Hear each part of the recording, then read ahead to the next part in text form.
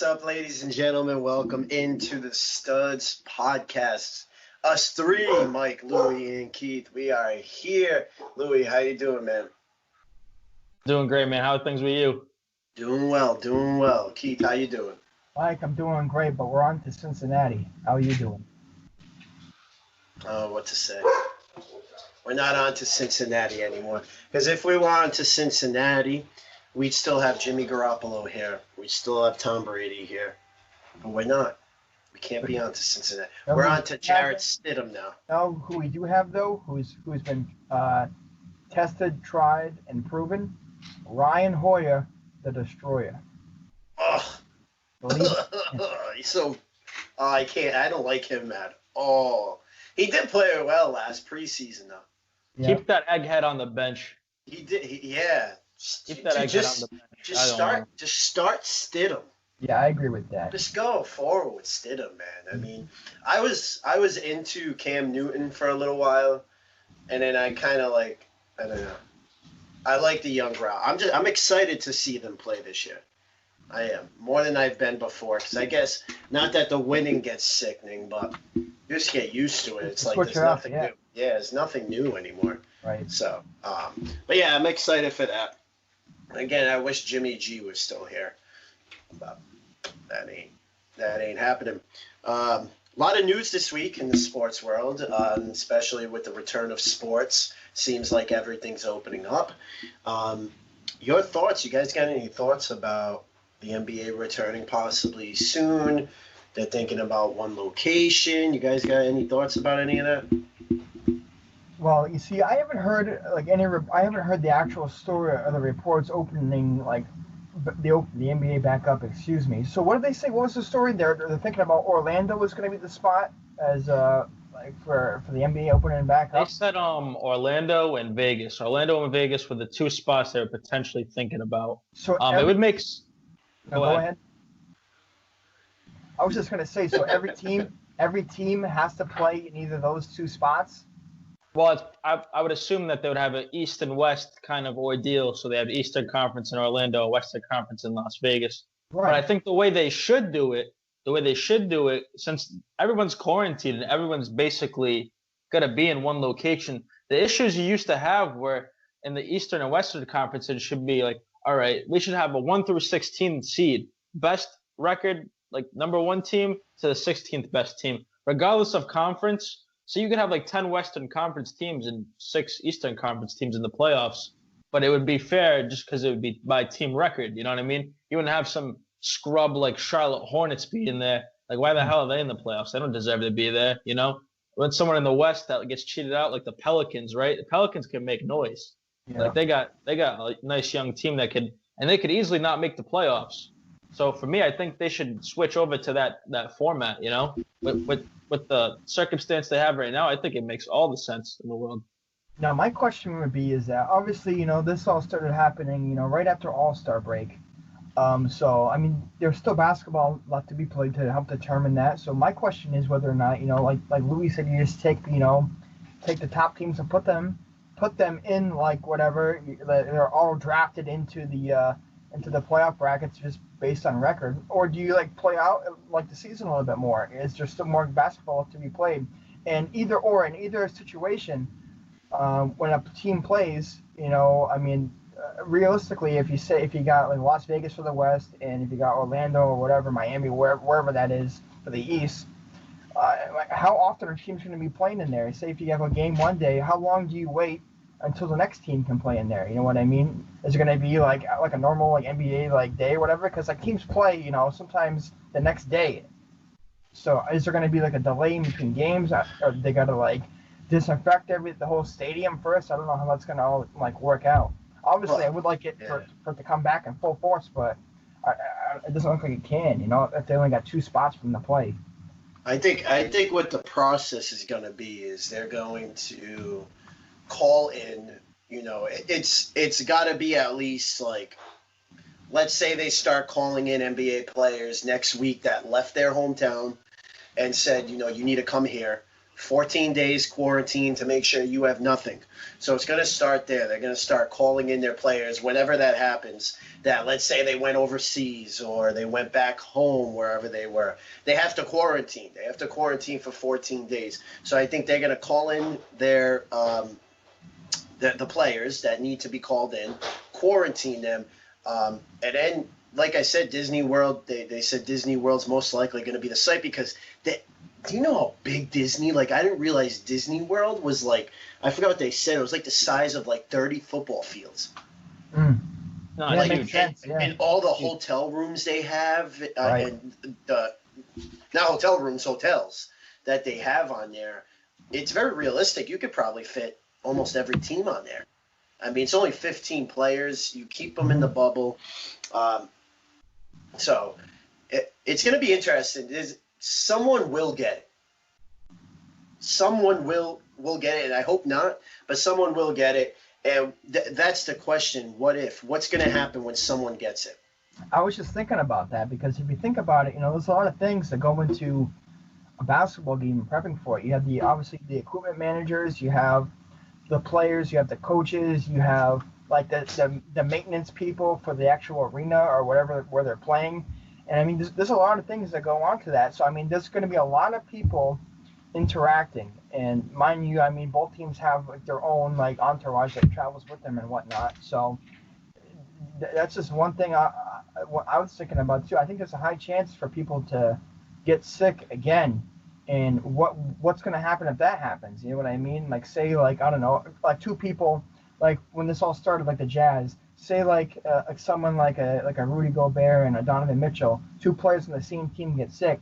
Is that team automatically out for like the rest of the season? Is that whole team like just like benched or whatever, or do they shut everything down again?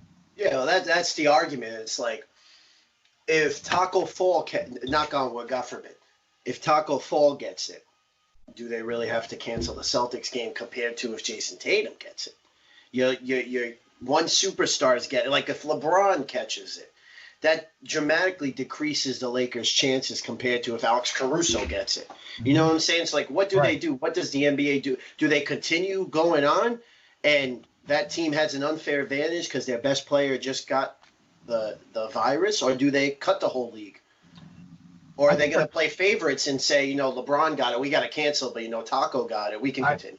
I think regardless of who gets it, they'll probably cancel no matter who it is, because no matter if they're a role player or if they're a superstar, if you came into contact with that player on that team who's gotten sick, you're at risk. No matter if you're a superstar, if you're a role player, if you're a bench player, no matter what, they're still at risk for getting sick. So I would assume that they would just shut the whole, quarantine the whole team. They wouldn't keep it playing, obviously, because why would you, Mm-hmm. In a locker room, obviously, you're right there. You're like up close and personal with your teammates. So, I mean, it's going around. It's, the biggest sport that should have no issue getting back right now is baseball. It's tennis. I mean, tennis too. Yeah, I mean, it's not like they're next to each other. Right. And golf too. I mean, golf's making its way back. Yeah, you have that golf match today. today. One of the best chances too, for sure. Yeah. But baseball. I mean, this is a perfect baseball. I mean, I love baseball. I'm probably one of the rare between 18 and 25 that like to watch baseball. I only And baseball's not good. We got a delivery over here. I'm probably one of the rarest 18 to 20. I mean, I don't know. You guys don't watch baseball, do you? Maybe very Not rarely. really. Every once in a while, but I can't follow. I love the Red Sox. Do I watch every game? Absolutely not. 180 games, 3 hours every single night? No way. I can't do that. That's awful.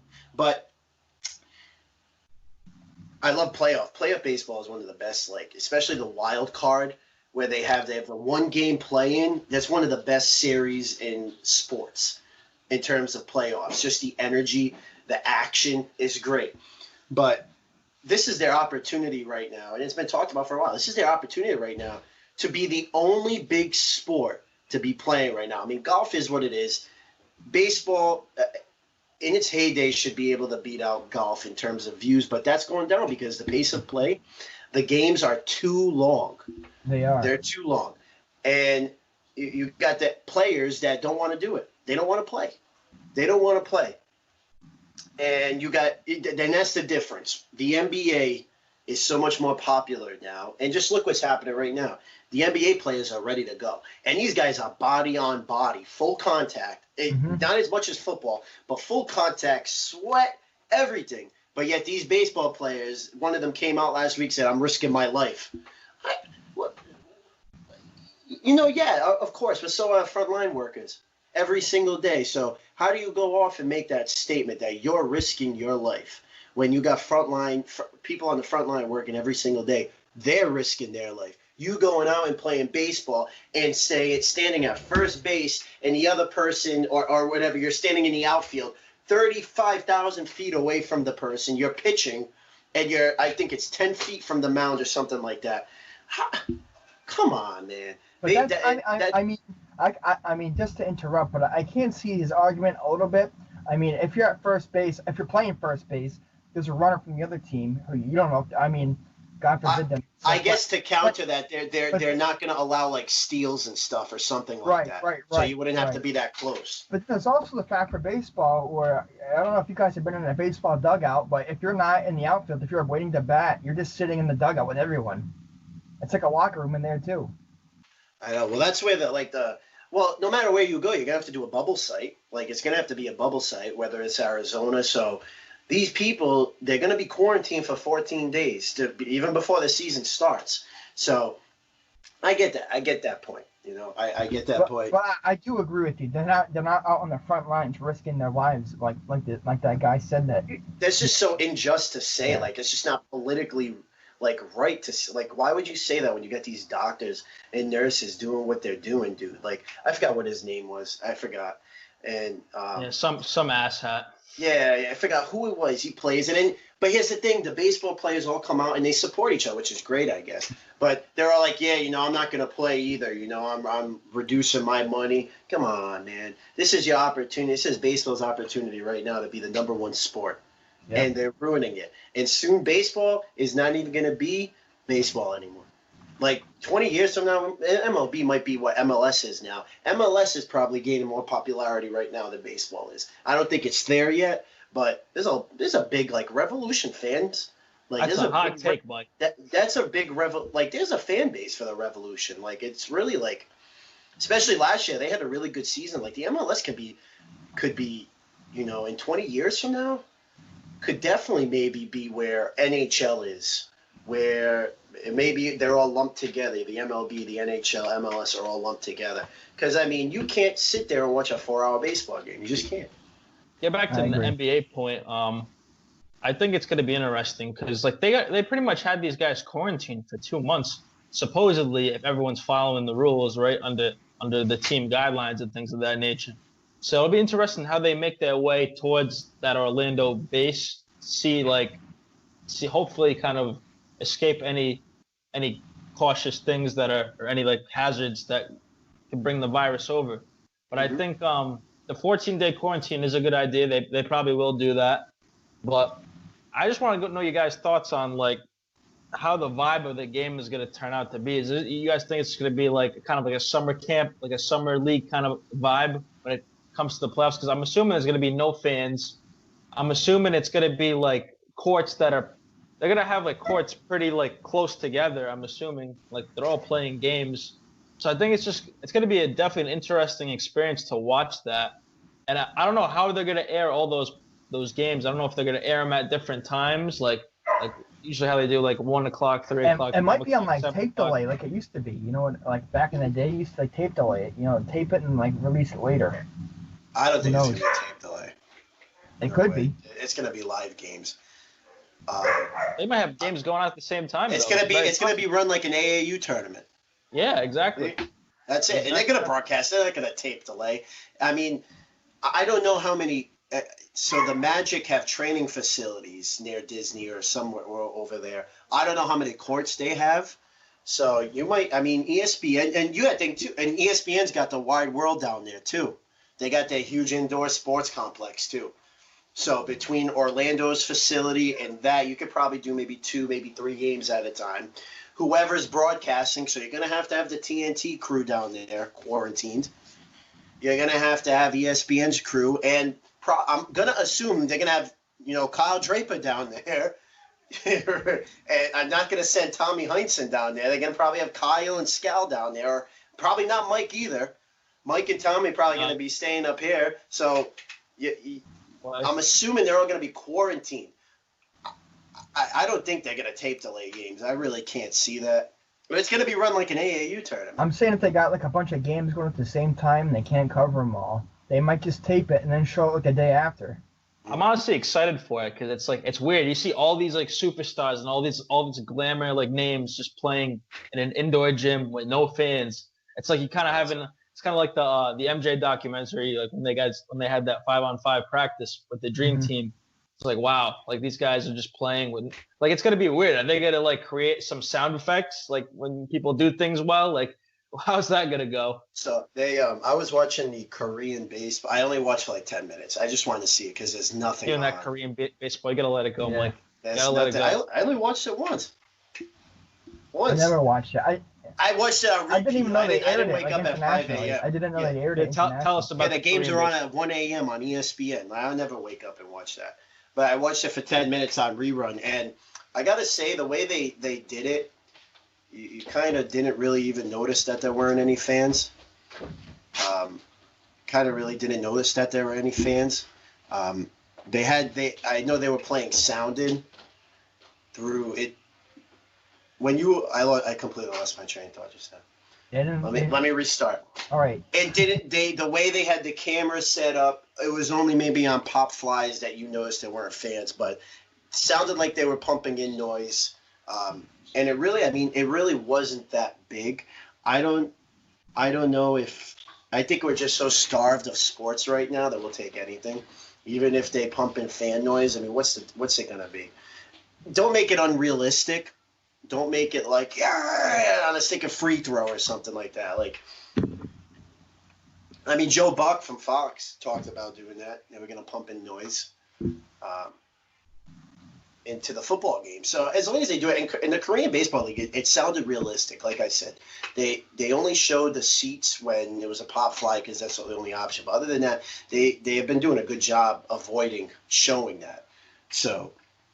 You gotta think benches are gonna get more involved with like celebrations and things of that nature, and like let people, actually like celebrate, have some fun on the court, because there's no fans out there. It's just you. Like I think like refs got to be a little more lenient now with like the technicals and the taunting, and let it be like summer hoop ball, man. Like let these guys just ball. Let the kids play, man. I don't want to see none of these technical fouls, none of this BS. I don't want to see any of that. Talking to you, Ed Malloy. Shout out to Tim Donaghy. Also, rest in peace, Jerry. Was that the referee, right? That rigged the games, Sacramento. Was it Tim Donaghy? I don't know. I just remember Joey Crawford though, bald ass. Who was like a shark? Who was the ref Pierce punch? Remember that you got the end where he's like, yeah, boom. I thought it was Rondo. Rondo punched one of them too, but Pierce was the better one. Pierce got so pumped he like punched him or he fell into him or something like that. Yeah, no, I agree with you on that. I wonder if like TV is gonna have to like rate these games now like stinking TV 14 or mature audio, like, because there's gonna be swearing. How the heck are you gonna block out all that sound? I mean, it's not perfect anyway right now. You still hear it most of the time, but what are they gonna do? 10-second delay, and there's gonna be 10-second delays of everything. So how are you gonna? You just gotta let it play. Do you guys think that this whole situation, right? Does this throw off everything for every team's plan? Like, is it like up for grabs now? You guys think, or no? Like any team, or do you think it's still the top tier teams still got? I think it throws it off a little bit. I still think the top teams, like maybe the first, like I'll say 1 through 4 seeds, because everyone has been away from the game for so long. It's been like a month and a half, 2 months since there's been like games going on. I feel like everyone's going to be rusty coming back, but I feel like the really good teams, like I said, maybe the first like 1 through 4 seeds, they're going to be on more of an even playing field, especially because, like I said, there's no game from being played. So I feel like all the momentum that they had going into the All-Star break is completely gone. So they got to restart and get going again. So I think Like I said, those 4 teams, those first 1 to 4 seeds, are more like even on playing field. But I still think the bad teams, the teams like 5 through whatever 8 seed, I still think that I mean the bad teams for a reason. So I still think that they got some work to do in order to like catch up. But I think that that comes into like play a little bit of evening the playing field, just a little bit though, but only for the better teams. I just can't picture Mike Breen saying "bang" when it's an empty court. It's gonna be like bang, bang, bang. Yeah, it's gonna echo. Mike Breen, shut up, dude. You're loud. I'm gonna go against that point. I think I'm not trying to be a green teamer, but like for a team like the Celtics, a team like the Pelicans, teams that had injury issues, I think it definitely was a beneficial thing for them. I mean, Hayward has time again because he's always injured. Let's just face the facts. He's always injured. Williamson has probably had a little bit more time now to get into shape, work out, recover, get a little healthier. Some of these teams that had some injury issues, even if, let's say, Brooklyn was able to bring back Kyrie. I know they're not, but like that, it'd be a beneficial for a team like that with a lot of injuries, if you get what I'm saying. So I think that benefits them in the long run.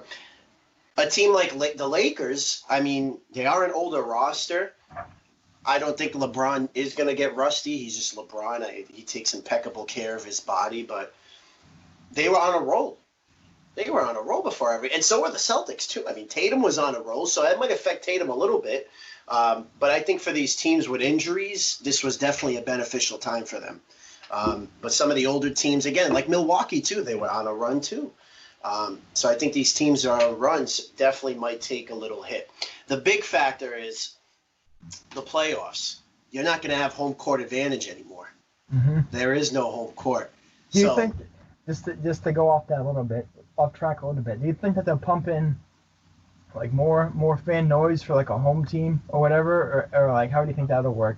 I think they're going to pump in a lot of music like they normally do. I think it's just going to be very music centric. I think you're going to have the family. I don't know if they're going to allow close friends, but everyone who's there is going to be quarantined. So you got to think it's going to be the players, the coaches, probably family, and I don't even think they have cheerleaders. Yeah, they have cheerleaders, probably them. They'll be making a lot of noise. Their dance teams, all that stuff. So probably still be a good 500 people in there, maybe 400, maybe a little less. I don't know. It's going to be like a high school game. It'll literally be like a high school game. It'll be authentic, though. Very interesting to see. Very interesting to see. I can't even picture it in my head right cool. Now. I mean, it'll be different. Imagine watching hockey with no fans, like hearing the puck just go up and down, sliding around. Like that's cool. But I think there's no home court advantage. So it's like the Lakers are losing that advantage now. The Bucks are losing that advantage now. Again, I'm not saying anyone's going to beat them. Just a better team, yeah. Better team wins. It's a better team. But like it might give a team like the Pelicans just that little more comfortability, or even the Grizzlies because they're gritty. Might make them feel just that little tad comfortable. Fighting that home court advantage is important, right? Like in the NBA, yeah. Yeah, dude. Like NFL, electric. The fans of the sixth man. Electric. The fans of the sixth man. Things get electric in there. You start playing, you score a couple baskets, and you're just playing out of your mind. You got the crowd behind you. You're in the zone. You don't have that now. It's more like than any other sport. It's like a scrimmage. In a sense. Home court in the NBA is more important than in any other sport. NFL, how many road wins are there in the playoffs? There's always a ton of road upsets. Absolutely. MLB, the home team, I mean, it's not that big of an advantage. The NBA, I mean, it's a flip. Celtics Raptors, Game 7 at the Garden. Celtics are most likely winning that game. Up in Toronto's probably taking that game. Home court advantage is so big in the NBA. You know, especially with those closer teams, and that makes a big difference. And the officiating. And the officiating. So, again, a Celtics-Raptors series, if Boston has home court, then Boston's probably going to win that series. If Toronto has home court and that goes Game 7, the Celtics winning up in Toronto, no matter how great they are. You might see better officiating just because there's no bias. There's no fan bias. Mm-hmm. Mm-hmm. Maybe. You also You also might be able to see a lot of missed calls too, especially when you hear slaps on the recording on the TV and they don't call anything. It's like, dude, what are you watching, man? Or girls, women have been are referees too. Quite a few. Yeah. Yeah, like it's definitely gonna be interesting. Do you taint any of these championships? Do you taint, the World Series with no fans? Whenever that happens, do you taint a Super Bowl champion next year with no fans and going through all this? NBA, do you taint any of that? No, I think it's special. I think it's actually I don't know, it's very unique. I think to win something like this is like, I don't know. It's like it's an accomplishment. It really is just not like any other series. It's like there's just like this crazy storyline building up of everyone having to quarantine, everyone have to like train independently, having to rely on themselves, just on sheer will. And hopefully our Celtics have been doing the right thing by training, keeping themselves healthy, quarantine. According to Tatum, he hasn't shot a ball. Yeah, that worries me a little bit. But I mean, you believe him? Yeah, I mean, I believe him. Kid's still a stud though, but. I just feel like how are you not able to get a basket delivered to your house, like in his position? I think he had one delivered. Definitely. I was actually I seen a trade proposal from the Liberty Ballers Twitter the other day. Those are the 76ers, and they made this proposal of potentially trading us for Joel Embiid, and it was a trade package centered around Jaylen Brown and Marcus Smart. I want to know your thoughts about that.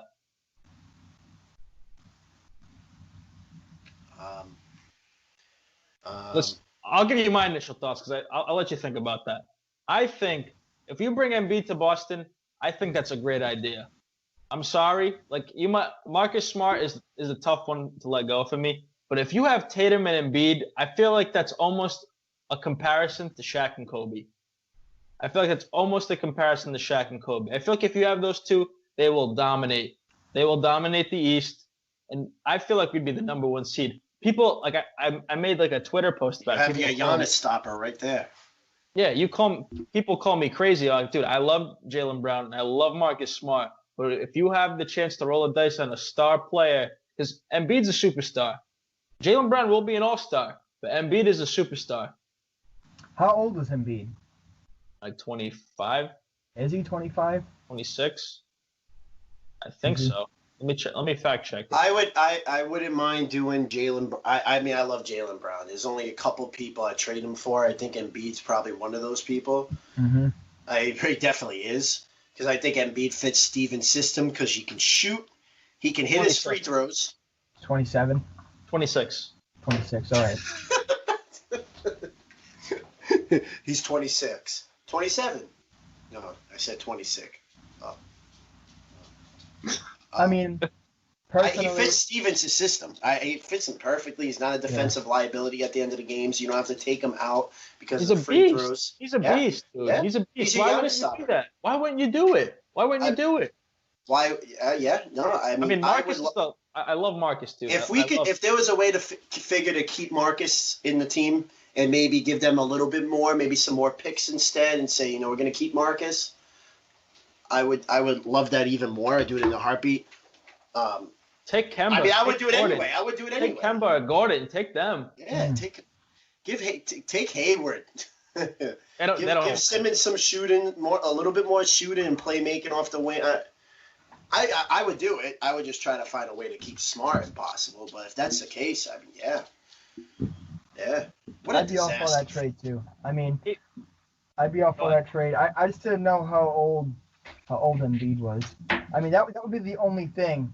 If he was older, I mean, 26 isn't that bad. But if he was like 28 or whatever, or like closer to 30, I mean, yeah, it's tough. I mean, centers take a lot of abuse. You know what I mean? They're down in the paint doing the dirty work. They're getting hit. They're getting slapped. They're taking a lot of abuse down there. So I think that centers are probably the more like they tend to get injured more. I think, or they're higher risk to get injured. So I mean, if he was older, I mean, I would be more questionable. But if the guy's only 26, I'd be totally fine with that. I mean, I'd hate to see like Mike said, Marcus Smart and Brown go. But I mean, if that's a possible deal, I'll be fine with that going through. I just think like you have an ultimate player that can defend, can shoot, and scores in the post like an animal. When the It's game all slows right. down in the playoffs, because playoffs the game always slows down. It's not a fast pace. It's not a fast paced game. It's not like a fast break game where in a regular season you have run and gun offense like your buddy Eric. Run and gun, baby. Yeah, run and gun, then he turns the ball over. Yeah, That's I what he know. says. He's like, I'm the point center, but nah, I don't. You got to go all in on Embiid, dude. And people say like, oh, he's soft or oh, he's not a winner, dude. They almost beat the Raptors in Game 7, and Embiid had like 30 points. Like you got to tell me this dude's not a winner. The Like only him thing and that Tatum. concerned me about him, and it wouldn't stop me from making that trade at all, but the only thing that concerns me about him is just his health. How healthy is he going to be? Right. What issues are going to come up? That's the only thing. But he's played it. I would still do the in trade, every though. playoffs. He's played every game in the playoffs. That's all that matters to me. Mm-hmm. That's the all only that thing. matters to I me. would still do that trade. Yeah, I would as well. People I'd still call do me. that trade. Yeah, people say that he's soft and this, that. I'm like, dude, get out of here. He's the best big man in the NBA. Call me crazy. Best center in the NBA. Who you gonna tell me is a better center than Joel Embiid right now? Towns, maybe. No. He's a shooter though. He can do that. Maybe not as. He's versatile. Embiid's a better pure dominant center. Yeah. But Embiid's like up here. Towns. He's up here. It would be dumb for Philly to trade him. Honestly, it would be dumb. But if it happens, hey, Boston, and he's made comments about Boston fans saying like, oh, they have a great fan base, this, that. Here comes my green team hat coming on right now. But I feel like he would embrace Boston because Phillies fans are a bunch of just d-bags. What's his contract? I think he's still got a few years, but he could force a trade. I could see him forcing a trade out of there. My only, like, the one thing that, like, I feel like a lot of people are getting on Ainge because he hasn't made any moves. Like, I can't remember the last trade he made. I really can't. I don't know how long.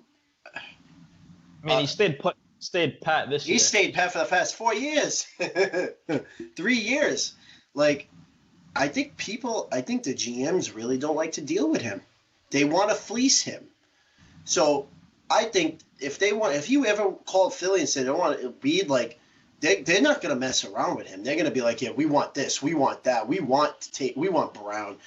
We're not giving you without Tatum. We want both of them. Like, yeah, if they want Tatum, you can say kick rocks. well, like I feel like GMs are doing that to him now. They do not want to get fleeced by Ainge, and Ainge has a problem.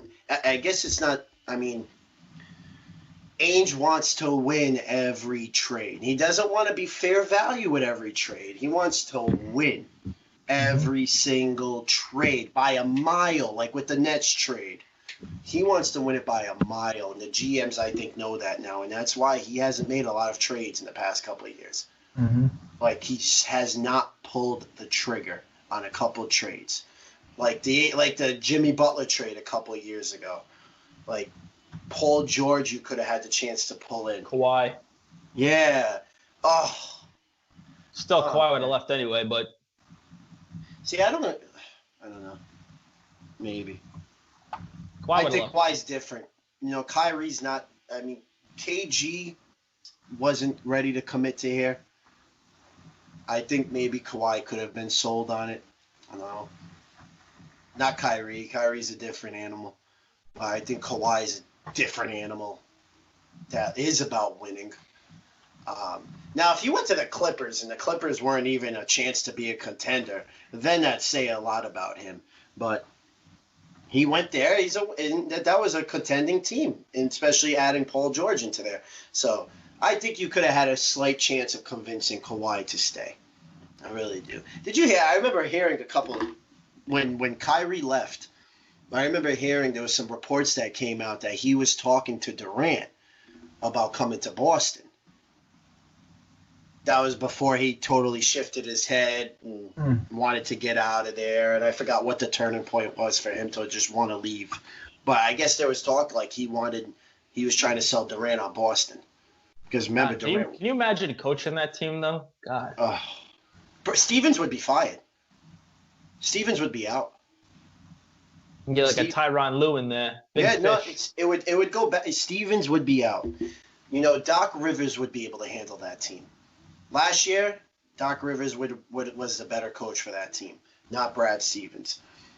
I still think Brad has respect, though. Brad has respect. I think Brad has respect. I just think when it comes to superstars like Kyrie Irving, like that team last year, Doc Rivers probably does a little bit better managing them. Not saying he's going to be perfect. I think Doc does a better job managing. Not the X's and O's, but the personalities. Exactly. Right, exactly. Exactly. Yep. Yeah, I think Doc would have been the better coach last year.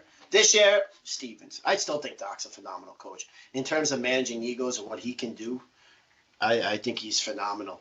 But yeah, I would take Embiid. Absolutely. I just don't think GMs want to trade with him. At all. Blessing and a curse, right? Mm-hmm. Definitely. Back to the NBA, the NBA coming back point. The home court is just big. Like, is it open to everyone? No, but it definitely benefits some teams more than the others.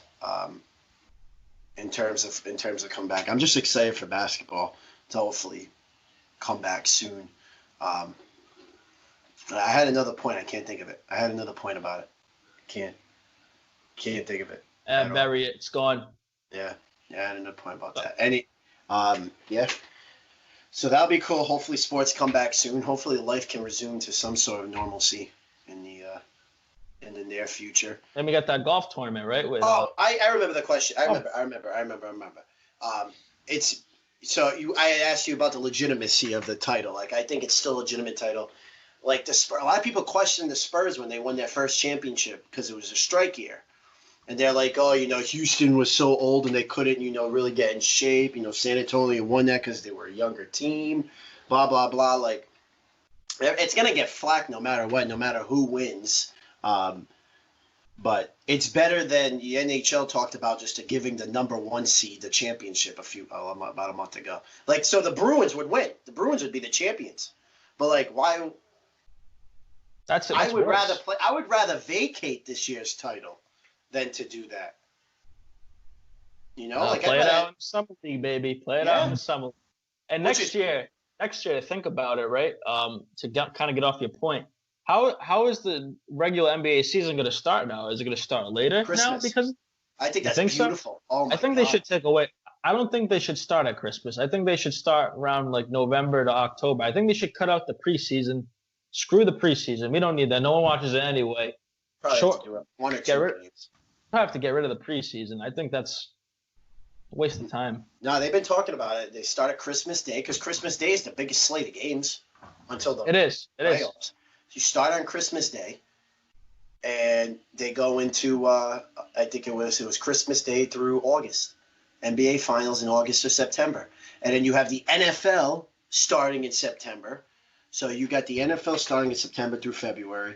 You got the NBA December, Christmas through August, which means you really only have a little couple weeks in between where there's not really a lot of sports. Baseball would stay the same all summer long, but no one's watching baseball. So we get fans of NBA and NFL, where that's where a lot of the viewers go to, are getting those sports now technically all year long. I think players wouldn't really like that because they're taking a lot of their summer away in a sense. I mean, that's just. Yeah. I mean, you can always go on vacation and stuff, but I feel like some of their summer is being compromised a little bit. No. I mean, I don't know. I don't know if that really matters. I don't know. They can go travel wherever they want to. I mean, the MLB, their summer's gone all year. Every summer. I'm just saying, once you have something a certain way, then you change it. I don't think everyone's going to be particularly too happy with that. I think with this, you're gonna have to go through. But I feel like it's a need though. But I feel like maybe if you didn't push it till Christmas, maybe you put it to November. I think that would be better. It's great for us.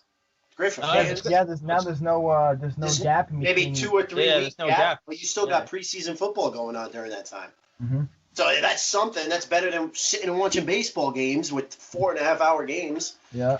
So it's better for us. And it's good for the views too. Views on top of that as well. Mm. If you only have one thing to watch, hey, go for it. Yeah. Yeah, but it definitely changes up the playoff dynamic. It gives these middling teams somewhat of a better chance to maybe make a little run. No home court. I think you might see it in just a more organic quality of basketball too. I really do. Obviously, they're not in as great shape as they would be playing all year, playing continuously. But I think you're just going to see an organic brand of basketball because again, those effects aren't there. The home court, the away fan, and it's not there. It's just pure Big component. basketball, Right.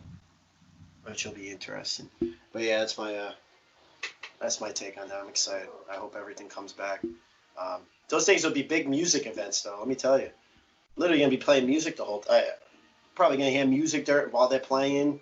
It's gonna be even more than it is now. Be like my park. Yeah. Yeah, like my park. Yeah. Yeah, but instead it'll be like some Bobby Brown or something playing. My father was listening to when it came on A$AP Rocky. He's like, Really? Does this swear? I said, I think so. Yeah, definitely A$AP does. Rocky. Yeah, it definitely does. Yeah, so that's that. What else? What else you guys got? Oh, we're talking about the golf tournament, right? With Peyton Manning, Tiger, Yeah, and you have Tom Brady and is it what Phil? I guess Phil Nicholson. I ain't watching it. No way, but it's I'm not watching either, but I'm it's not cool. watching. I didn't even know they were having one. Yeah, they're doing it for charity, or whatever. Because Yeah. Tom Brady has to get his head into everything now. Yeah, of course he does. It's I'm not hating. I'm sorry. You definitely are. He does whatever he wants. You definitely are. It's all right though. I mean, over the past couple of years, he kind of became that, but They're coming out with a docu-series for Tom Brady, right? Too for just like MJ.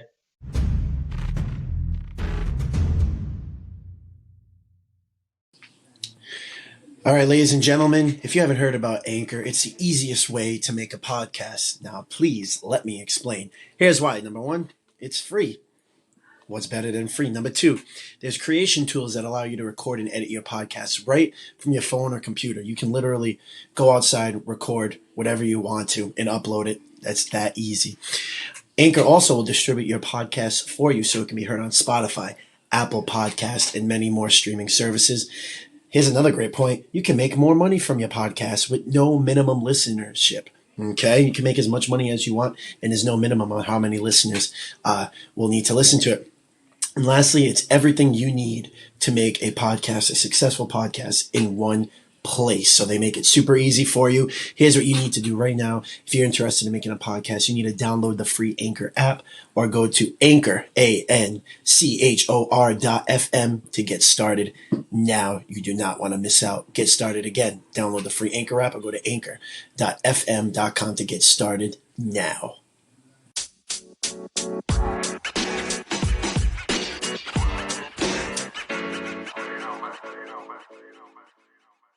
Are but they? that's like, yeah, it's like I don't know. I didn't realize. I mean, I knew it, and then I kind of forgot watching the first half of the Jordan documentary series. But like, I knew when it first came out that Jordan had final say. Then I kind of forgot. And then over the past couple episodes, I remembered, oh yeah, he had final say in everything. So no wonder why all these players are coming out and upset with him about everything. It's gonna be the same thing with Tom Brady. I mean, you could put stuff in there. You know, Tom, he might say, I wasn't the best teammate, but how far from the truth is this docuseries, especially with him, who doesn't even speak the truth when he talks to the media? So it's probably going to be just a bunch of baloney. I mean, I'll watch it. As a Patriots fan, I will watch it too. Yeah. I'll watch it as well. It'll be interesting. It's I not think- coming out until 2050 though, or something like that. 2021. 2050. But Jeez. 2050. I don't even know what the that- internet. that will George be- played in 90, and this came out like what? And like 30 years afterwards, But he's still playing. no, you're right, because this next year is just going to be Tom Brady. In 2050, if the Patriots stink from here on out and don't do anything else, then you're going to get a Patriots Last Dance Yeah, exactly. 2019 series 20 years from now. Mm-hmm. You know, it just there's no valid. If Belichick's not on that Tom Brady documentary, then I really don't respect it. If Belichick's on there and he speaks honest about things, about him and Brady, I'll give it a little credence, but I don't think that's going to happen. Do you think he'll talk? Do you think he'll actually want to be on there? Belichick, no. Belichick has a history of not talking. It's going to be a Brady glam slam. It's just going to be all highlighting Brady. You're going to have a few moments where he says, I wasn't the best teammate here, or, did I really deflate the Bulls, maybe. And then it's going to be just like it was to Jordan. Like, it was really just a highlight of Jordan's career, if you really think about it. They talked about the gambling here and there, but that was it. And then he ripped apart his other teammates. Even though the Scottie Pippen stuff, you can't hide it. That happened. Right. Yeah, Scottie that was on. Scottie was deemed very upset about something. Yeah, him and Horace Grant. His portrait. The horror stuff you can. Yeah, it's like the horror stuff you can say maybe that is true. Maybe he didn't do all that. The Pippen stuff, though, dude, you sat on the bench. Yeah. Did Jordan have to highlight that? No, but he did. And he wasn't even playing either. No, exactly. He was playing baseball. Exactly. So that kind of took a little validity away from that documentary. It wasn't like him. He made sure those things were in there to spite them. And that's probably going to have an effect on the relationship. If you can't talk to Charles Barkley because Barkley said the truth about him stinking with the Charlotte Hornets, then what do you think is now going to happen with Horace Grant and Pippen? You think they're really going to talk to each other that much? Kerr's probably mad about stuff too. They probably all are. Probably all are at some extent. But that's the same thing that's going to happen with the Brady documentary. How much validity is going to have? It's not going to have a lot of validity without Bill Belichick saying stuff on there. It's going to be just a Brady glam slam. I agree, just because of the fact that he likes that attention. So I think you could tell too now in Tampa things are a little different. Yep, 100%, man. 2050 coming soon. I hope he'll be like 72 when that comes out. Yeah, I hope we don't have to have that documentary. I don't think that's going to happen. I think the Patriots will still be relevant, unlike the Bulls. I mean, if the Bulls didn't lose Derrick Rose, that's probably a little different story. Probably a whole different story. You got so many what ifs, man. You got so many what ifs. You'd say Brandon Roy, say T-Mac. That's the thing too. Like Krause, they all were wanting to come back. Jordan said it. They all wanted to come back. That's the difference. Brady wasn't coming back. Brady didn't like his coach. Jordan loved Phil Jackson. That was the only coach he wanted to play for. Big difference there. You know what I'm saying? Like it's super big difference. Jordan was willing to go back. Brady was out. It wasn't going to happen. So did the Patriots do the right thing? I think so. Even though Brady didn't probably want to come back. Krause, knowing that all of them wanted to come back and the competition was so low, Krause messed up. And then he did nothing after. If he went off and, D Rose stayed healthy and, they had those good players and they made some runs, then you might be able to. Was he the GM at the time when they had that team? He still was? Yeah. He was GM until 2003, I think. 2002? Yeah. I don't know if that team was put together, though, 2003, was it? No, I wasn't that. That was like 2008. D-Roy, it was 08, it was after. I think that was when Paxson was a GM. Yeah. He's been stinking it up, too. Yeah, it's I think that's a part of doing the documentary like the Bulls have been. If the Bulls were relevant, it's probably not named The Last Dance. If the Bulls won maybe a championship or two since then, he's probably not named The Last Dance. Right. Probably the last season. I guess that's what made it cool, though, too, knowing that, this is it, boys. That's the Bulls franchise. I think the Bulls took a hit. They've been nothing since. Other than those D Rose years, and then they had that little run with Rondo they almost beat the Celtics. But I trust in Isaiah. If Rondo didn't get hurt, Isaiah they would have beat them. If Rondo didn't get hurt, they would have kicked the crap out of the Celtics. That's just the honest truth. I know. But yeah, no. So I think there's just big differences between the Bulls and the Patriots. You had Brady. Jordan wanted to come back. And he probably would have convinced everyone else to come back. I don't think Brady wanted to come back. Since this is kind of an open discussion, I'll leave you guys here with this. there's always this. So for me personally, I'm always debating these LeBron sexuals, as I like to call them, as they will defend LeBron, saying he's the greatest player of all time. And I understand that you can't say, okay, like winning rings equates to greatness. I understand that. You need to kind of every piece has its part, right? Like you need to have the stats, obviously. You need to have the rings to show for it, and it's kind of like a pizza, right? You got all the toppings on it, right, to get the best kind of pizza. You need everything on that pizza, but it's like people are like with LeBron people are always throwing out these stats like, oh, best assist leader, leads in assists, leads in rebounds, scores greatly in points, this that, like field goal percentage, whatever the case may be. But if you go to 9 finals and you only win 3, that says a lot. That says a lot about you, and it says a lot about how much of a winner you are. Well, To three-peat twice, like Michael Jordan did, there will not be another GOAT. There will not. And I discount like I get like Bill Russell and like Kareem and all those players, but the league was different. Like the league is the same. When MJ to LeBron, there's still 30 teams in the league. You know what I mean? So you can't discount that. Go ahead. the way I see it is this, because I actually just watched a video on this earlier today. I think that being the GOAT, you have to be well-rounded, and not just one area winning, but in a ton of areas. And I agree that LeBron, he's up there for stats, but I think it's about winning. I think it's about longevity, and I think it's about legacy. I look at it like that. I mean, obviously, Jordan has more championships, but LeBron's got more stats. But you got to look at it like this. LeBron has been in the league for, I want to say, 19 seasons. 18 years, yeah.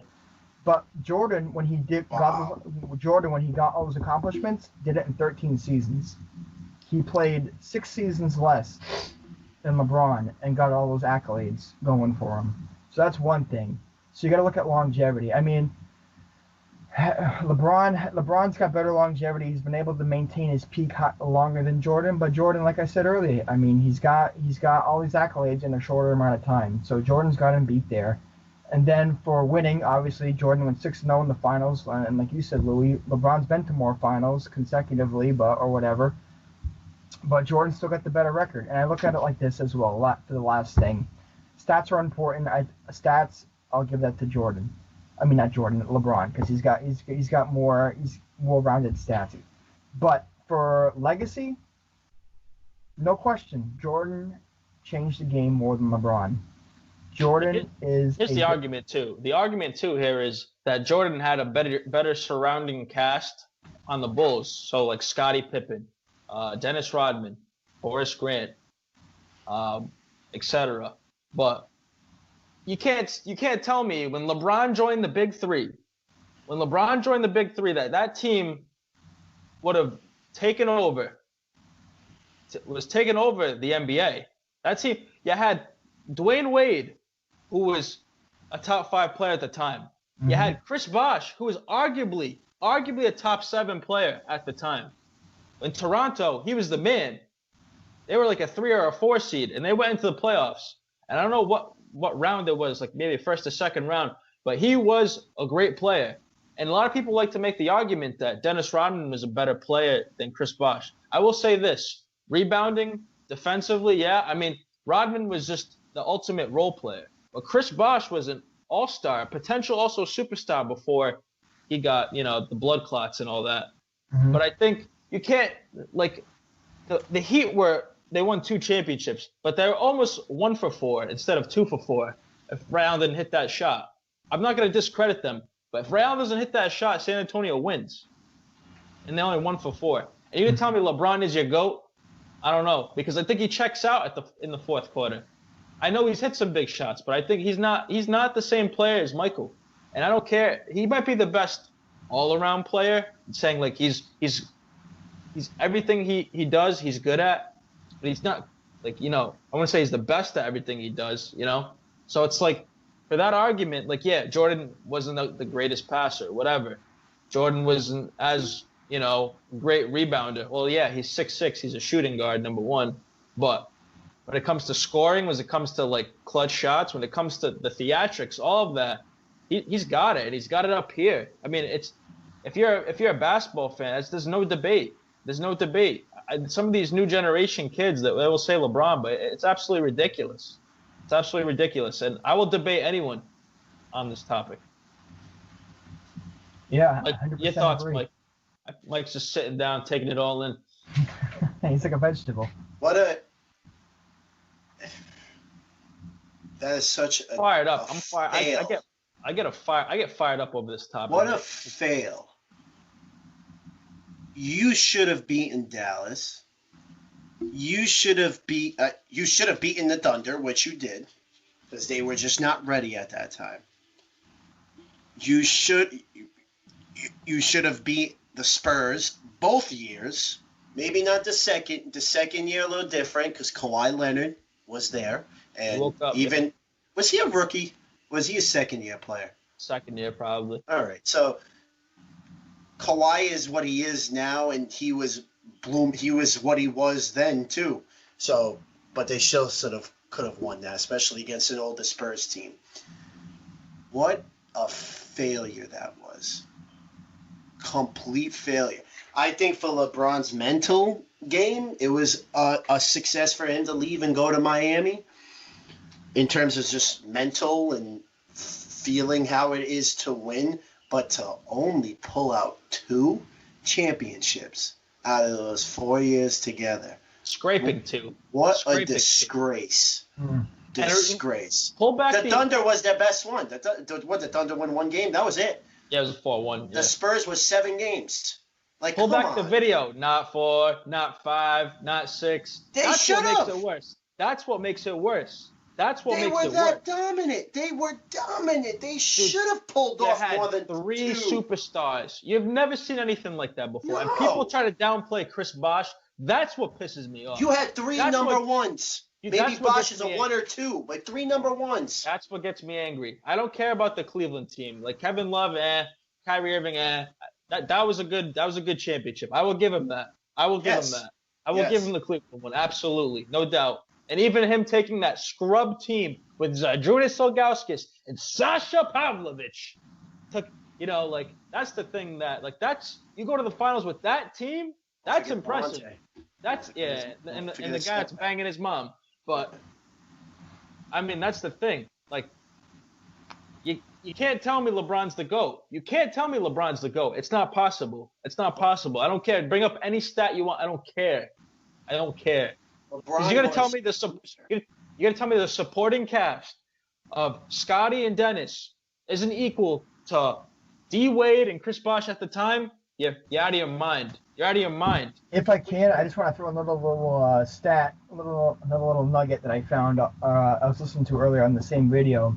They were talking about like in the playoffs, the teams that Chicago played against, in the Jordan area, and the teams that LeBron and his team Area 21 they played against. Well, let's not talk about that. And no, but they were talking about like the average wins of the teams that they played against, and they said that for LeBron, the teams that he played against in the playoffs had like an average of like 60 wins or whatever, and he struggled in the playoffs, as you saw. I mean, the guy's he's 3-9, for finals. But with Jordan actually had he went against teams that were 61. So I mean, they edged out, but not by much. But Jordan played against teams that averaged 61 wins, where LeBron did 60, and Jordan went 6-0. Just to put that there, Jordan played against better teams in the playoffs than LeBron did. That's a good stat, Keith. Wow. Oh yeah, man. Do my research on stuff. Listen, I give him, I give him his beginning of his career, okay, but how many times did he quit? I mean, again, you used the Celtics. He quit those the best performance was that Game 7 in the championship year for the Celtics. But like that 2009 or 10 series, he quit. He quit against Orlando the year before. he was a note, or he had a shoulder injury, I can't really shoot or I can't do anything. His mental strength was just not there. And then you go to Miami and you team up like that. Well, it's a fail. That's a fail. Come on. It's a Kevin Durant. The Celtics took you at 38 years old, Paul Pierce, and 38 years old, Kevin Garnett. Took you to 7 games and had you on the ropes in Game 5. Now, a phenomenal performance by him in Game 6, but they took you to 7 games. Here's my hot take, by the way. I think the Celtics win against OKC. Oh, yeah, absolutely. That's a hot take, but I think Paul Pierce, like, if the ages were matched, dude, Celtics winning that. Celtics are winning that all day. Yep. Unreal. Yeah, Pierce had his number in the beginning, at least. Once he went to Miami, they won, but Pierce had his number. I mean, LeBron went to Miami because of Pierce and because of the Celtics, and it was still a failure. Like, hey, the Celtics, if they don't trade Perkins, I always say that, they probably take Miami 7 games, Eastern Conference Finals, probably even win it, especially that first year. Like, what was the other one? He was dehydrated. He was drinking pickle juice. He had cramps. I forgot what series that was. I don't know if that was San Antonio or was one of the San Antonio series. Like, the only thing I give him is he didn't have to quit. He didn't quit like Jordan did to go play another sport. Suspension. He didn't have to do that. He didn't have gambling issues like that. I'll give LeBron that. I think LeBron's a very smart guy, and what he does in the community. We're talking about on the court. No comparison. Come on, Mike, on the court. Stick to your topic. No comparison. Yeah, man, don't give LeBron any leverage. No, I'll give him a little leverage off the court. That's it. Not on the court. I think his all-around talent is might be a little better, but it comes down to the mentality, and he just doesn't. Magic Johnson even said it to himself. Michael Jordan is the GOAT, the greatest of all time. But LeBron might be the best all-around player of all time. Yeah. Hey, I got another thing for you. Same thing. They interviewed Scottie Pippen about this because I think after that the third championship LeBron won with the Cavaliers over Golden State, LeBron actually called himself the GOAT, and they interviewed Scottie Pippen about that, like, right afterwards. And, like, he was just like, are you kidding me? What guy has to call himself the GOAT? What guy does that? They say Michael Jordan, everyone calls him the GOAT, but he's never once stated that he was the GOAT. He's like, I never played against, like Bill Russell. I never got a chance to play against, like all these people from years past. I never got a chance to compare myself to them on a one-on-one game, so I can't call myself the GOAT. Jordan doesn't recognize himself as the GOAT, but his peers do. LeBron is he's saying that he himself is the GOAT. He's validating his status himself. Other people aren't doing it for him. So Scottie Pippen said, in his own words, that it's a shame. You shouldn't have to call yourself the GOAT to be the GOAT. It's not a title that you give yourself. It's a title given to you by your peers. You don't have to join 2 superstars in a weak conference either, but hey. After this documentary's out, Pippen's probably like, well, maybe I'll change that argument. I don't like MJ that much anymore. No, you feel it in your gut. Like, no one played like Jordan. Like, no, I mean, LeBron's amazing, but like, no, he's just not Jordan. He's not Jordan. He's not Jordan at all. I mean, he's just not Jordan.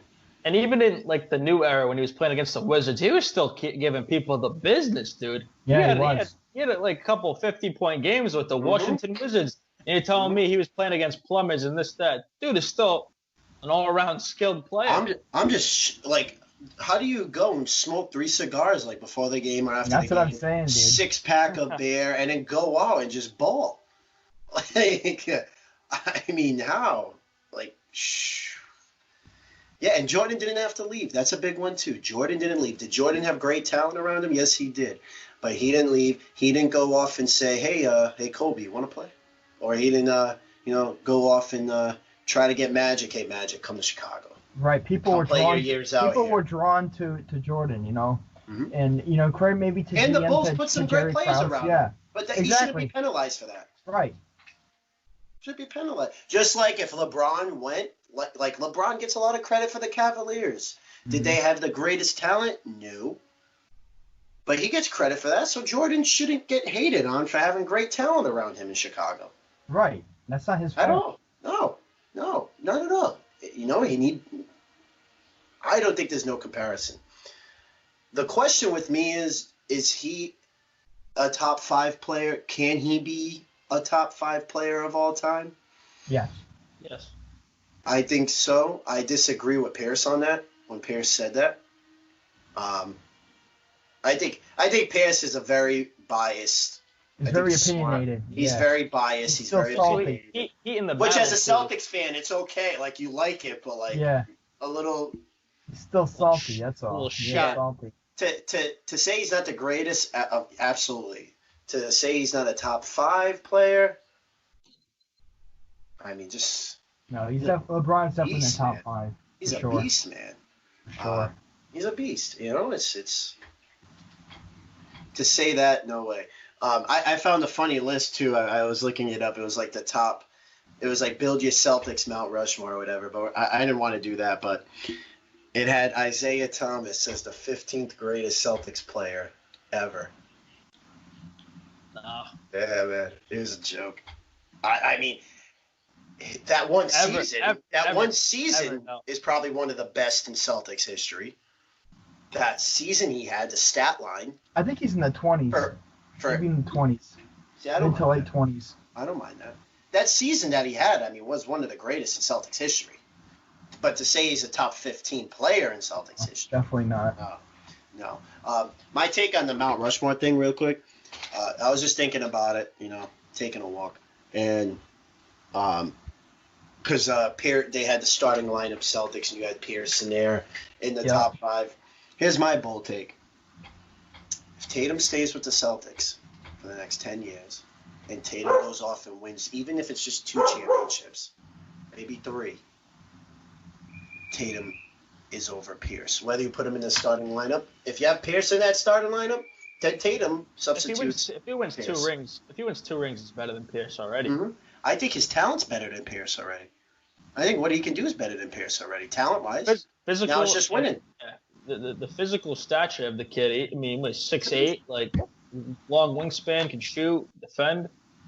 Pierce if he could control his body like Pierce did, and like get those and one, like Pierce said, I'll give him that. Pierce was a great control of his body with the contact. If Tatum gets that down, I think he's already better than Pierce.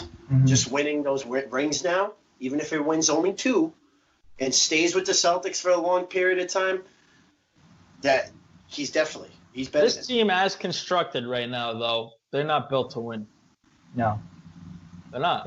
They got to build and support around Tatum. You know what I mean? I think they have a decent supporting cast around him, and but I think that they really what they're really lacking right now is a dominant big man, someone who can rebound the ball, who's good at defense. I mean, they got wing players for days. They literally have a surplus of wing players. I mean, Kemba Walker, is he the best point guard in the NBA? Heck no. But I mean, he's good. I think he's decent. You know, he's not terrible. He's not great. He's in the middle. He's a little bit better than mediocre. I don't think he fits what Jason Tatum's play style. I don't think he fits at all. No, he doesn't. But I mean, I think it's a bad fit. He's not terrible. I mean, he's not terrible. Chemistry-wise, does he fit in? Great. Skill set-wise, like you said, absolutely not really. But I feel like they need to build around him to get him to that point to where he can win championships. They're missing a big man, and I think that they're missing, you know, a point guard who can help him out. I think Smart even starting at the point guard would be fine. I don't even think I think Smart as your starting point guard is fine. I think if Smart if they can wheel their deal or whatever, and like maybe shop what's his face Walker off, and if Smart keeps developing like he is right now. I mean, I know he's known for his defense, but if he keeps balling out like he was before the All-Star game, he was hitting threes like no one, like in people's faces, he was going off. If he can continue that and show that he's consistent with that, I have no problem getting rid of Kemba Walker. And Marcus Smart is a big-time playoff player. He's a big-time shot maker. He might not be the most consistent, but when you need a 3, you can rely on Marcus Smart. If If he can make that shot more consistent, absolutely no problem with him having point guard. And If then you can chop somehow get Smart, Embiid, and Tatum on that team, you're on your way to the finals. I believe Absolutely. personally. I don't care who else is there. See, I think with superstar play from Tatum like he was playing before, and not even having to put up those numbers, but if he's giving you 20, 25 points a game, he opens up a lot of the floor for everyone else. And I think with a starting lineup like that, they are a contender. Mm-hmm. Do they beat Clippers? Do they beat the Lakers? I think they give the Lakers a little. I think they give them both runs for their money. Yeah. Those 7, I think. I think they give both. So I think they're contenders, of course, and especially if Tatum plays like he was again, not stinking historic. I'm not saying his numbers are historic. That's the wrong word. Just 20, 25 points a game. That opens up the floor for everyone else. It takes the load off Kemba. I think they're definitely a contender as they are. Could they have been better? Yes, if traded Danny maybe added to the bench. Maybe if you move Gordon to the bench. Maybe if you added a couple other pieces to the bench instead of having Brad Wanamaker. The bench is what can kill them. That's right. But having that superstar play can take you a long way. And if Tatum continues to play like a superstar, they can contend. I think Hayward has no guts. I don't know about you guys. I just think Hayward is and I think maybe because of the injury, whatever. But I just feel like all of that, like, he just has no guts. Like, I mean, I'll give him the benefit of the doubt. I mean, I know that he was a slasher. But I feel like that injury really messed him up, and for all reasons. Sure. I mean, I don't want to give him too much flack for it. I know a lot of people do, but going through an injury like that, and then you have like. I can only imagine what it is. You probably have PTSD for the first couple of times you walk out on the basketball court after that. You know what I mean? Because all you can associate is that horrific injury in the last time you were in that uniform. So I can only imagine. So I feel like we should give Hayward a little bit more time, just to see what he can do, if he can get over this mentally. Because what it is that it's a mental block that he's got going on. It's a mental block that he can't get out of his head. If he can get over this mental hump and play like he was with Utah, like he was before, like balling out, scoring like up to 20 points a game consistently, I'm all for it. But I think people give him a lot of crap for that. I mean, Paul George had a similar injury. He bounced back quicker, but he went through the same thing. To interject, Paul George was more talented. He's not the same player though. Paul George is not the same player he was in Indiana. And I don't think Gordon. I think it's more a physicality thing, really. I think honestly, like he's a step slower. Watching the Utah tape compared to Boston tape, he is a step slower, maybe 2 steps slower. I think to that argument too, Paul George was a better player. Let me finish. Even before Hayward. You can put in your 2 cents after I'm done. I was agreeing with you. Let me finish. My God. All I gotta say is, people give Gordon Hayward too much crap. Give him like a year or 2 to see where he's at. If he falls off the cliff because of the injury, that's fine. Chop him out, release him, let him go. I ain't giving him crap. He might be the next Chandler Parsons. I'm not saying that. I'm not saying you guys are. I'm just saying that everyone gives him crap, because he's inconsistent right now. He came off a horrific injury, he's not back yet 100%. That's all I'm saying. This is a business, though. I know it's a business. I know it's a business. Put him on the bench, see what he can do. If he comes back to what he once was, I know it's not going to be a perfect 100% to what he was before. But if you can come back similar to that, average similar numbers, fine. Put him in a starting position. Right now, I think, personally, he's a bench player, and he deserves to be on the bench until he can get over that hump. But I think people give him too much crap for right now. I think you should see where he's at in the next year or 2. To divert to that point that you just made, I think right now would be a good time to test it, too. Absolutely, yeah. Yep. Now would be the perfect time. There's no like standards. There's no crowd. It's like whatever. You come off the bench. You come off the bench now. I've been saying that forever. Take him off the bench. No, Orlando. Like you can play in Orlando now. There's no expectations. There's no fans. There's no, I'm sure there's not going to be a flurry of media. Like there might be some, but it's like play through Brown and Tatum. Kemba and Hayward should be supporting pieces. Yes. Yep. 100% with that. Absolutely. They should be role players. And Kemba shouldn't even be here. He's not for that money. No way. He's not a role player. You pay him 35 for what? He's not going to be 35 million. Is not a role player. I think it was a dumb signing. I think it was a dumb signing from the beginning. Any point guard works well in Stevens' system. As time showed, until it doesn't work, that's what you can say. Every point You could have guard, saved that cap. going back to Jordan Crawford. Somehow lured Anthony Davis in free agency. Even try to make a pitch to him. Because Tatum's playing out of his mind. You could say Jalen was playing out of his mind. It's like, hey, AD. Are you talking upcoming? Yeah, like, because he didn't re-sign with the Lakers yet. So it's like, hey, AD, like, listen, LeBron's 37. He's not getting any, or 36. I don't know how old he is. He's not getting any younger. Hey, come play with the two young studs. You're 27, 28. You're trying to win now. Tatum's like, you ate that cap space up with freaking Kemba Walker. What team's gonna want Kemba Walker? Let's be honest here. I don't think AD's comes to the Celtics even if he didn't have that cap space, because I think that they interviewed him before or whatever, because they were trying to get him over here or whatever, and he said, I don't like the way they treated Isaiah Thomas, and they shipped him off after that. That was like a big reason why he went to the Lakers instead of the Celtics. That was a big reason why. His father said that. I remember that. Yeah, that was a big reason why. Yeah, he to go to LA. Yeah, but who knows? Say they lose this year, and it's a fucking like shit show. Sorry, excuse my French, but like it could be. A lot of reports are saying he's mulling like other options, but I don't think he leaves. I think they've sold him on being the face there. Yeah. After LeBron. Okay, another topic now. So this is another NBA quick hitter. Bradley Beal to the Nets. What do you guys thoughts about that? Good luck messing with Kyrie. Is it a trade or is it just a free agency signing?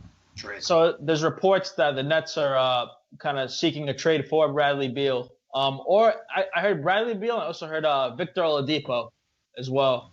But I think Oladipo's the better fit, personally. But I mean, personally, because with the Bradley Beal, I mean, he's used to having the ball run through him. I don't know if he'd fit in well with Kyrie and Kevin Durant, which are two ball-heavy people. They want the ball to run through them. And Bradley Beal right now is used to having that role, on his current team. So I don't know how well he meshing with that Brooklyn team. Why would Oladipo? I don't know why it would. Indeed, it's not like Indiana's a terrible team. Oladipo's been stinking welcomed in open arms down there. I'm not saying he'd want to go, but I'm saying that the Nets are seeking. I don't think Indiana does that. No, I don't think Indiana does it, and I don't know. Like, what do the Nets have to offer? What, Spencer Dinwiddie? Really? Like, you think? I mean, he's a not good even. player. He's a free agent. He's going to be a free agent next year. Karis LeVert, who's a pretty good player. Jared Allen's a pretty good player. So their picks are going to be useless, especially if they're in the middle. And so Washington, they might have more value. Because Washington will take anything they can get to rebuild and do things. They're a dumpster fire. Yeah, if they got LeVert and Allen, it wouldn't be the worst thing in the world for them. That's two. Plus some picks. Might be able to get some picks for him. LeVert and Allen are starters. No question. No question. Those are two starters right there. You still got to think too. I mean, no matter, I don't know how he's going to be when he comes back. You still got John Wall coming back next year, so maybe. I think John Wall's been out for like 3 years. It's been so long. My God. Ever since the UK dance, he just It's been so long. I don't know. Maybe they want to give it one more run with him and Beal. See what happens. No, I don't think. I think those days are done. I don't know. Well, what I've read, I guess Wall's in the best shape of his life. He looks good. Who knows? I don't know what Washington is. Washington's always been a dumpster fire. Agent Zero. I mean. Beal with Kyrie and Durant. Oh my God! I think those are three prima donnas too. I could. That won't work. They're gonna implode on themselves if that happens. That will equal Beal plus Durant plus Kyrie equals another fired coach. GM probably gets fired. A 30-win season. Yeah. And then Kyrie leaves and goes to stinking. He wants to go back home to Cleveland. I don't think they win. I don't think they win. I think they win at least 40 games. They win they probably win 45. Take it or leave it. Just like how the Celtics won 45. They'll grind it out. They're all too ball. And then Kyrie will get hurt. Some backup point guard will come in. Then everything will run smoothly without Kyrie. And Durant will lead the team, and everything will be good. And Kyrie will come back. Everyone will be afraid to play. The one thing I do appreciate about LeBron is like how he handled Kyrie Irving. I feel like Kyrie Irving is good in a certain role. You can't make it's like an actor. Like it's like Kevin Hart. Like Kevin Hart sometimes in stand-up comedy, he goes on and he kind of kills his jokes sometimes. But when he's acting, I like him when he's acting because he has like a certain role he plays, and that's it. He says a certain amount of lines, and that's it. And he's funny. He doesn't kill the joke. Kyrie doesn't know his role. Yeah, Kyrie Irving, I feel like will do too much. He'll do too much. Do way too much with the ball. Dude, like no one could in Boston that last year that no one could get the touches or get in rhythm. And I just saw like every pass that was delivered from him was freaking late. It was late. The pass was late. Oh, you give me the ball and now someone's in my face. Now you want me to shoot the ball? Like, come on, man. That was a big step back in Tatum and Brown's development. Oh, what? And I don't think Ainge realized that. Like, again, I loved it. I loved hearing Kyrie was coming here. At the time, I did too. Yep. I don't think he knew the dumpster fire Kyrie Irving was, but that was definitely a stunt in Tatum and Brown's growth. And I would have, after that playoff series that they went on, a game took LeBron to 7 games. Like, I think there was some reports came out that they looked at trading him. I don't know to where, but that's sad too. That I would have traded L.A. I would have said, "Hey, L.A., you have Slonzo." The one thing I forgot when he said it, he was like, "We knew Kyrie was gone in like March or February, whatever it was." Then why couldn't trade him somewhere? Get something for him, even if it's not a win for you, dude. Get something for the guy. Get something for him. Let Rozier ride out the year. Let him play. They probably would have did maybe a little bit better. I'm a believer that they're better without Kyrie. They probably would have maybe gave more effort in the Milwaukee series. I mean, he killed that team. He was a killer, and he's going to kill Brooklyn. Brooklyn ain't winning the championship.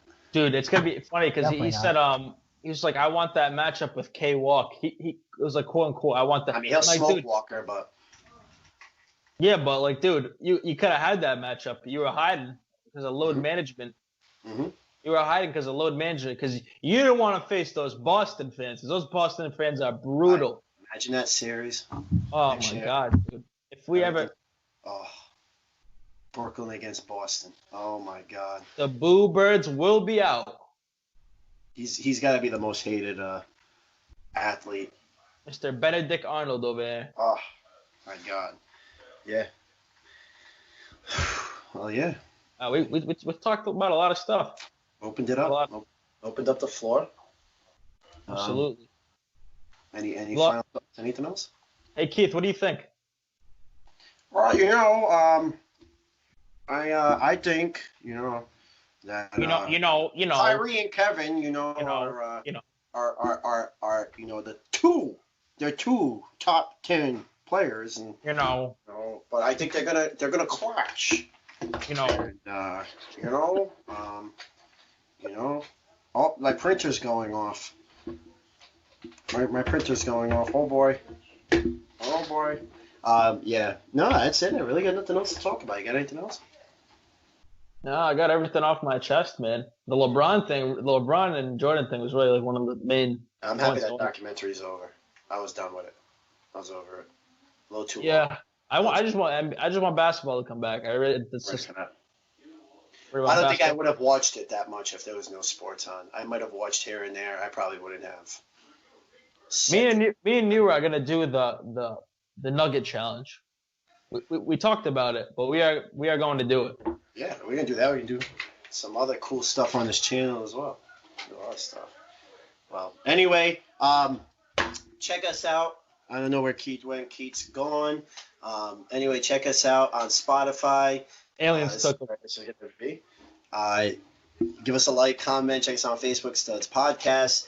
And we have a new radio station that we are on Station Head. It's going to be music all day. Well, not all day, here and there. But we're going to do some live shows. We're doing some 80s shows, some music shows. And then also, when there's some breaking news events, we're going to go on there and cover it live. Whether it's all three of us, one of us, whoever it is, we're going to be on there too. So download the Station Head app. Our name right now, it's mrossi82, but it's going to be changed to Studs Radio. Just waiting for that to go through. You can check us out on there. Maybe we'll do some live shows as well on there. Station Head on the App Store. And if you'd like to support us Anchor.fm. Can definitely support us on there. Keith, any final thoughts before we dismiss? No, not really. Make sure you eat healthy, wash your hands, practice social distancing, keep your mask on, wear some gloves. I saw a bunch of people yesterday getting gas without any gloves or mask on at the gas station, which is like the filthiest place you can go. So don't be dumb. Keep your stuff on. That's all I got to say. Yep. Yes, sir. All right. Well, we'll catch you guys next time on the Studs Podcast. Have a good one. Support your local businesses, guys. Peace. Right, peace. Shout out Dollar General.